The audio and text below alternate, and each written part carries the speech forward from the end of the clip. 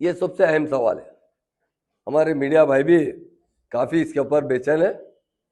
तहफुजात, reservation, ये बड़ा अहम सवाल है। यकीनन कौम तरक्की करती है ना, जरूर रिजर्वेशन से तरक्की करती है। ये रिजर्वेशन हमारी पॉलिसी थी।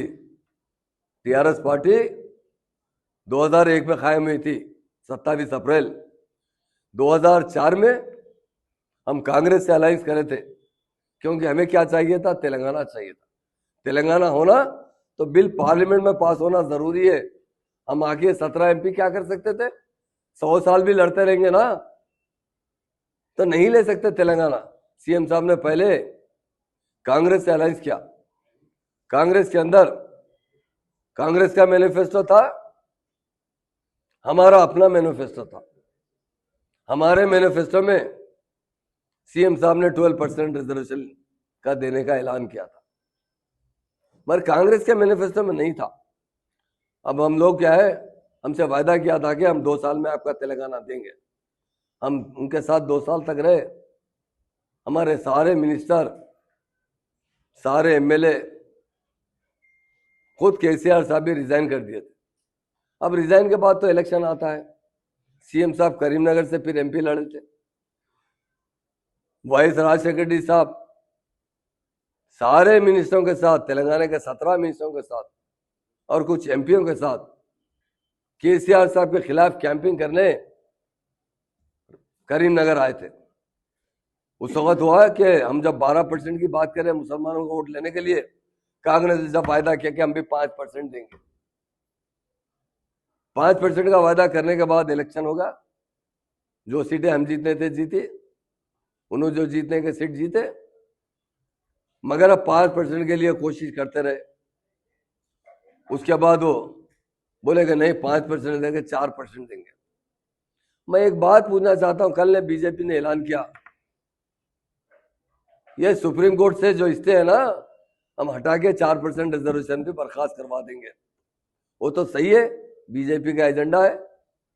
मैं एक बात पूछना चाहता हूं, क्योंकि हमारे मीडिया जो इंटेलेक्चुअल होते हैं ना, वो सारे पार्टियों से बात करते हैं, सारे लीडरों से बात करते हैं।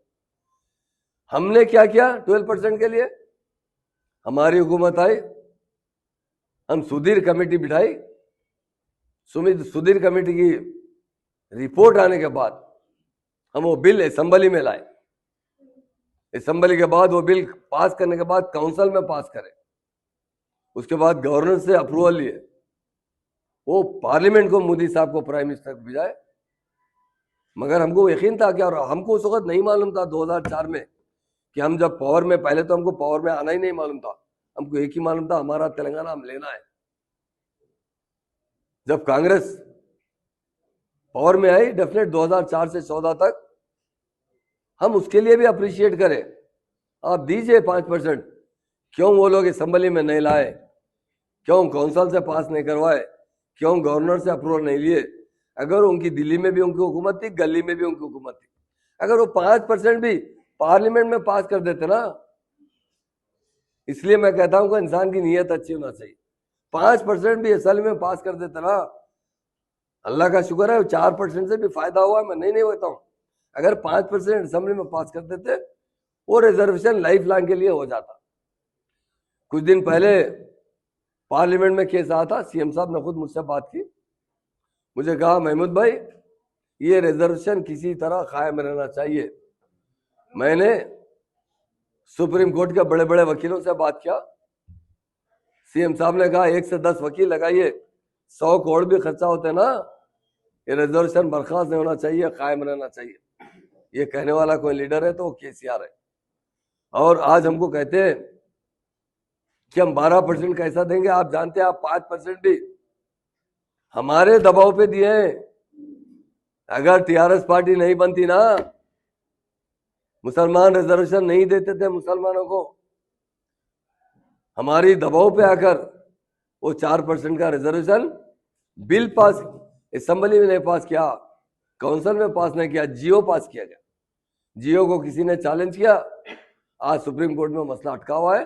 और हम आज पूछना चाहता हूं ना भाई, आज भी डिक्लेयर कर सकते हैं ना 12%? आप 6 पॉइंट बता रहे हैं, 8 पॉइंट बता रहे हैं, 10 भूषण बता रहे हैं, अलग बात है। आप रिजर्वेशन देना मुसलमान से, हम तायद करते हैं।